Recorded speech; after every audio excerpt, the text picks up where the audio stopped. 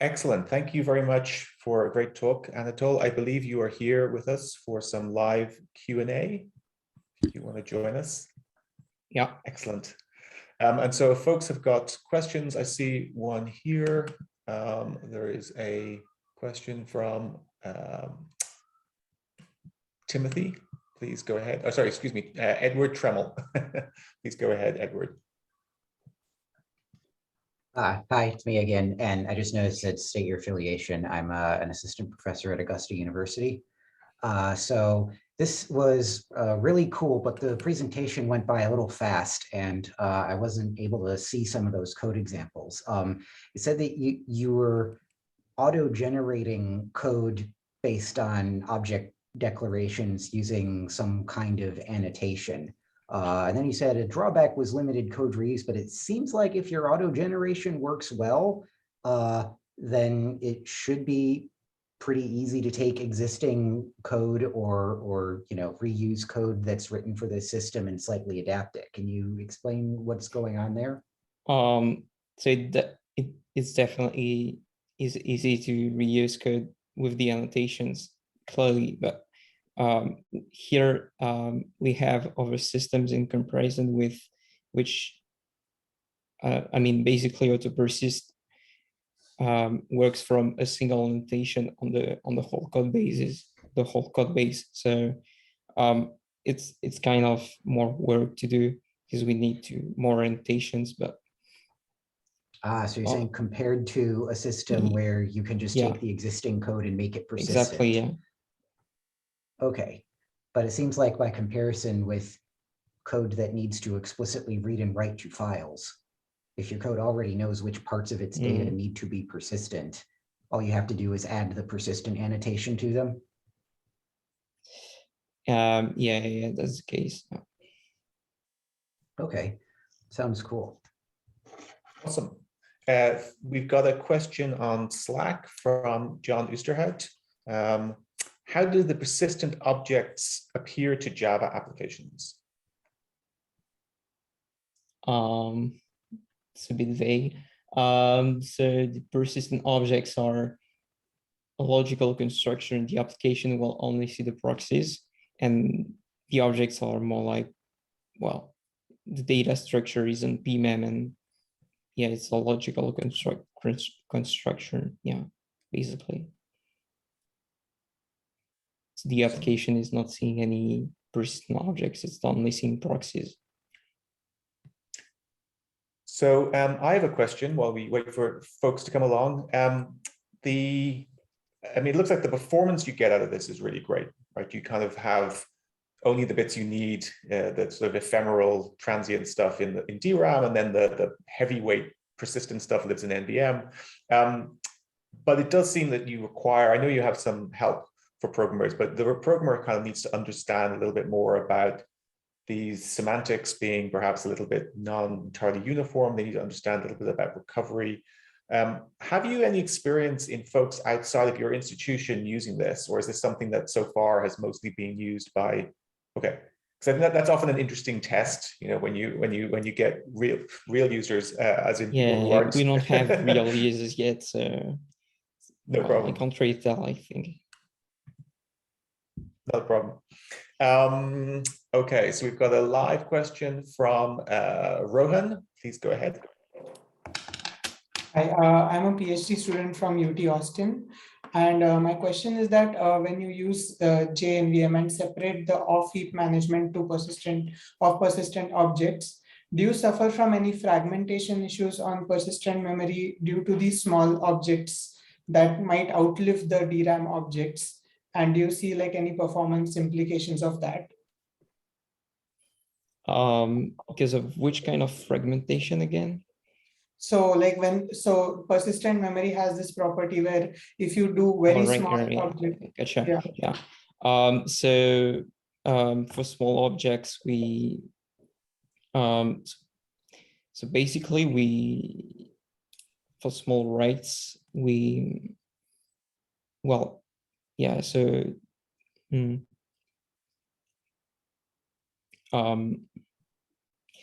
sorry, so on small writes, we there is definitely some amplifications going on.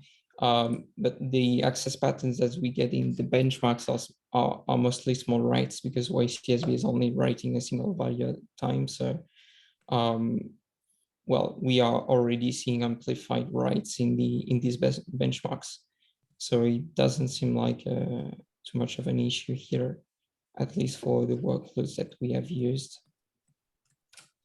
I see. Okay. Thank you. Okay, we have a question from Sujana, who has put it on Slack, so I'll read it out. Does J-NVM allow concurrent PM indexes where any thread is allowed to make concurrent reads or updates to any persistent objects, given that there's a per thread redo log? Are there any limitations? So we have not tried yet to implement indexing structures with this framework, basically because the indexes are kept in volatile memory for now. This would be interesting to try and do. Right now, when we work behind InfiniSpan, basically the InfiniSpan is the index, and it ensures synchronization between threads on accesses to a single key. So we don't have to deal with these problems of synchronization right now. But basically the way we deal with synchronization is just using logs. You can just use logs in combination with the log if you need to. Yeah. Awesome. And I've got one final question. So a long time ago, people were very keen on persistence in programming languages in the form of orthogonal persistent, where everything was persistent. You know, your whole programming language, your operating system, your file system, everything's the same. Obviously, that's a very radical approach, but it's also something that seems that it might be a direction that you could look into in the future. Is that something you've thought about doing? Yeah, definitely. But the orthogonal approach looks like it would require a lot of instrumenting on the bytecodes. If we talk about Java here, instrumenting the bytecode to find out which operation needs to be made persistent at which time. This is a lot, and I think the prior works which tried these orthogonal approaches had performance issues because of these instrumentations of bytecodes. So, this seems like a big limitation to orthogonal persistence in Java. It seems. Right, and then I think we have. I'm not sure if Sujana, do you have a follow-up question? I think she does. Please go ahead. Yeah, just have like one last question. So when you mentioned that every persistent object has some amount of proxy that lives in the DRAM, is there a way that I could mention what lives in that proxy? For example, if I want to build like a persistent index, could I mention that the metadata corresponding to a part of that index could also stay in DRAM? Is there a way of like, is there a construct that allows me to define what stays in the DRAM and what stays on persistent memory? Yeah, you can. So we use the transient keyword of Java to specify which field should be kept in the proxy. So you can keep fields and values in volatile memory if you like. That sounds good. Thank you. Wonderful. Well, thank you everybody for the questions. Thank you, Anatole, again for a great talk and for doing live Q&A. I think is almost midnight with you. So yeah, please have some sleep or some wine or whatever it is one does. We have one final paper in this session. Thank you very much. Do we have, so we have several authors from the paper. We have Anatole, I think we have Pierre, Sutra, and I think we have one more author, Yohan, maybe? Okay. So thank you very much for joining and great talk. I see we have one attendee who has a question, so I'll just promote Abhilash to panelist so he can ask his question.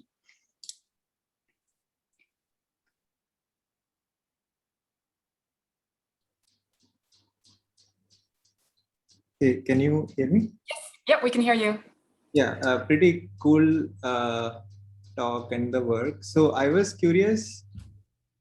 So this is not backward compatible, right? You'll have to rewrite applications to support this programming model. So have you tried, so you mentioned HBase, Cassandra. Have you tried porting some applications to this and how much effort that is?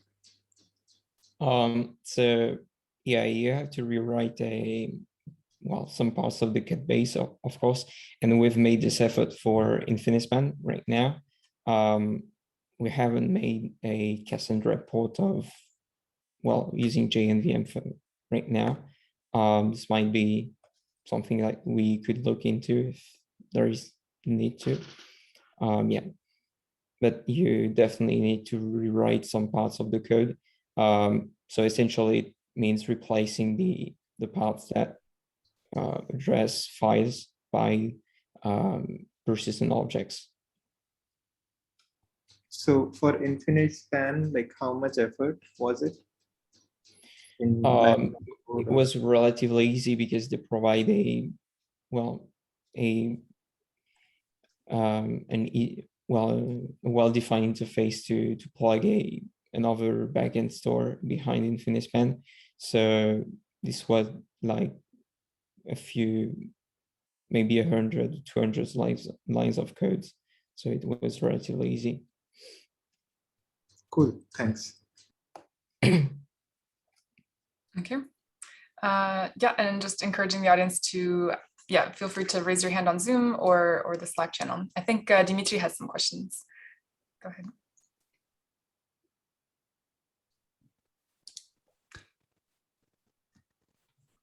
You're muted, Dimitry. Yep. Okay, now it's good. Thank you.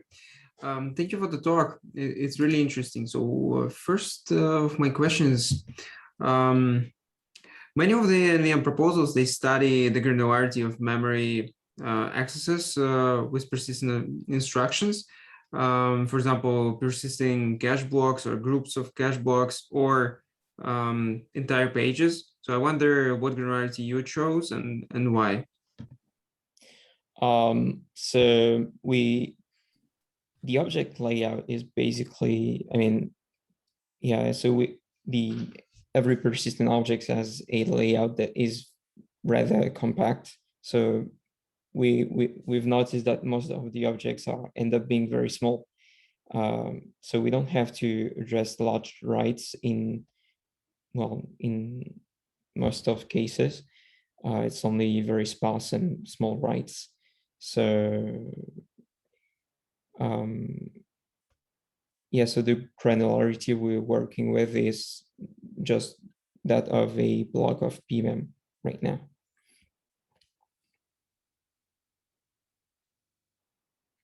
If that helps. Yeah, thank you. I think there was a hand appeared and disappeared. Yes, yeah, we do have a hand up. Yeah, so I will promote Jiang. I think. Yeah.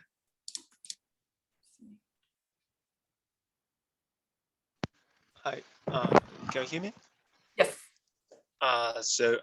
Great talks, and I'm Jenny from Institut. So I wonder if the system provides crash consistency, or it requires user to guarantee the crash consistency. Okay, so out of the box, the crash consistency is free using the failure atomic block construction. So the read-log based approach, you just have to wrap a block of code to make it crash consistent, and it only provided atomicity regarding crashes. Now through the low-level API, you can also have different kinds of guarantees, but these are user defined. So the only thing we provide is atomicity through the read-log construction. Thank you. And so I wonder how much will how much is the performance overhead if the user choose to use the like crash consistent API? So in the benchmarks, we have the ferroatomic construction comes 50% slower, 60% slower, something like that. So there's definitely like something like 2x between the unmanaged structure and the ferroatomic construction. Okay, thanks a lot. Yeah. Great, thanks a lot. I guess one other question is, what's the killer app for J-NVM? Or like, yeah, where do you think this makes the most sense for what kind of applications? So we've looked into storage applications right now. It's kind of hard to find killer app because right now the apps that make the most sense, we find they also utilize a lot of networking, and the network's not that fast. So we get some bottlenecking on the network. So it's kind of hard to find applications that works only on local data and do not need to do that much interaction with the network. So it's kind of hard to find a good application for this framework right now. Okay, yeah, interesting. But on the other hand, once the framework is there, so apps can also, sometimes it's a chicken and egg type of deal. Yeah, of course. Great. We have time maybe for one quick more question if there's anyone else in the audience who'd like to ask. Yeah, otherwise we'll move on to our next talk. Thanks a lot, Anatole, and all the authors for joining. So our next talk for today and our final talk in the session is going to be by Wook-hee Kim, who's a postdoctoral associate at Virginia Tech, and he's on the job market this